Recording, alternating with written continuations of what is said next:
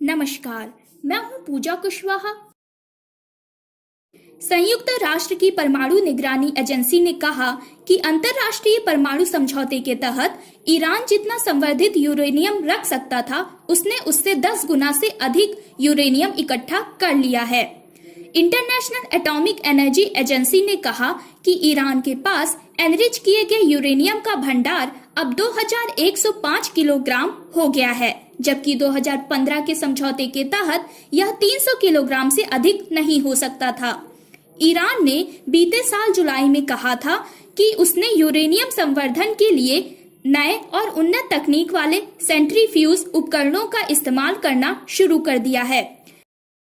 Centrifuge को हिंदी में अपकेंद्रण यंत्र कहा जाता है, जिनका इस्तेमाल यूरेनियम के रासायनिक कणों को एक दूसरे से अलग करने के लिए किया जाता है। ईरान में 2 जगहों नतांज और फोर्दो में यूरेनियम का संवर्धन किया जाता है। संवर्धन के बाद इसका उपयोग परमाणु ऊर्जा या फिर परमाणु हथियारों को विकसित करने के लिए भी किया जा सकता है। ईरान लंबे वक्त से इस बात पर जोर देता है कि उसका परमाणु कार्यक्रम सिर्फ शांतिपूर्ण उद्देश्यों के लिए है।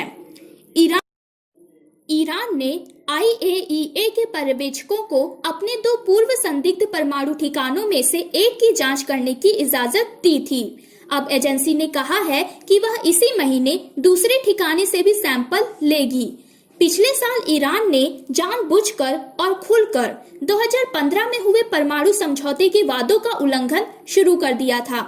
इस परमाणु समझौते पर ईरान के साथ अमेरिका, ब्रिटेन, रूस, जर्मनी, फ्रांस और चीन ने भी दस्तखत किए थे। ईरान ने 2019 में अनुमति से अधिक यूरेनियम का संवर्धन शुरू कर दिया था। हालांकि यह परमाणु हथियार बनाने के लिए जरूरी स्तर से काफी कम था।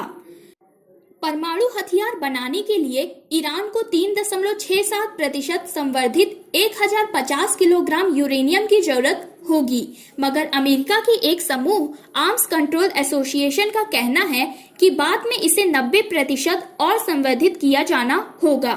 कम संवर्धित 3 से 5% घनत्व वाले यूरेनियम के आइसोटोप U-235 को ईंधन की तरह इस्तेमाल करके बिजली बनाई जा सकती है। हथियार बनाने के लिए जो यूरेनियम इस्तेमाल होता है वह 90% या इससे अधिक संवर्धित होता है। विशेषज्ञों का कहना है अगर ईरान चाहे भी तो भी उसे एनरिचमेंट की प्रक्रिया पूरी करने में लंबा समय लगेगा। पिछले सप्ताह ईरान ने कहा था कि उसने सद्भाव में हथियार पर्यवेक्षकों को अपने ठिकानों की जांच करने दी है, ताकि परमाणु सुरक्षा में जुड़े मसलों का समाधान किया जा सके। IAEA ने इस बात को लेकर ईरान की आलोचना की थी कि वह 2 ठिकानों की जांच की अनुमति नहीं दे रहा और गोपनीय ढंग से रखी गई परमाणु सामग्री और इससे जुड़ी गतिविधियों को लेकर सवालों के जवाब नहीं दे रहा। अब इस अंतर्राष्ट्रीय निगरानी एजेंसी ने एक बयान जारी करके कहा है कि ईरान ने एजेंसी के पर्यवेक्षकों को सैंपल लेने दिए हैं। इन नमूनों की एजेंसी के नेटवर्क की प्रयोगशालाओं में जांच होगी। ईरान ने पिछले साल अंतर्राष्ट्रीय परमाणु समझौतों की शर्तों का पालन करना बंद कर दिया था। उसने यह कदम अमेरिका के राष्ट्रपति डोनाल्ड ट्रंप की ओर से इस समझौते से हटने का ऐलान करने के बाद उठाया था।